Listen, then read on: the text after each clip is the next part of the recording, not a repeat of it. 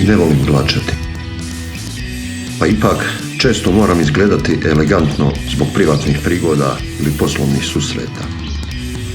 Glačanje ne voli većina žena i muškaraca. Dosadno je i često odjeća ne izgleda onako kako bismo željeli. Zbog toga idem na plac na zagrebačku Volovčicu. Ondje je vešeraj Nina, kojeg vodi vlasnica koja je od ljubavi prema glačanju pokrenula privatni posao. Nikolina Lučić radi to besprijekorno i vrlo povoljno. Za košulju, pranje, sušenje i peglanje vam dođe 11 kuna, za hlače su vam 15 kuna. Znači ako hoćete i sve kompletno, onda je 25. Ko su klijenti?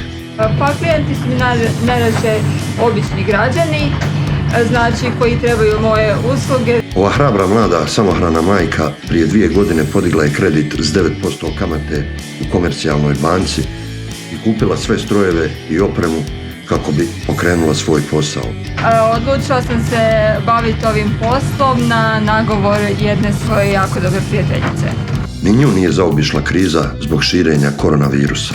U početnom zatvaranju se jako osjetilo, ali ljudi trebaju moju potrebu zato što je ovo svrha higijene. Dobila je pomoć koju dijeli vlada i grad Zagreb.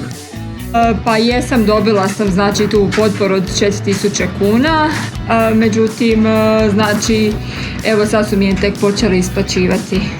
Znači za 3 mjeseca?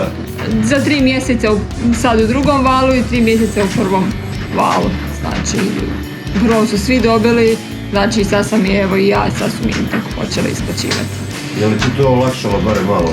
Pa je, pa čujte, pokrijete neke troškove, pokrijete režije, doprinose, sve što bar tih 4.000 kuna što možete odraditi, odradite. Ja više ne glačam.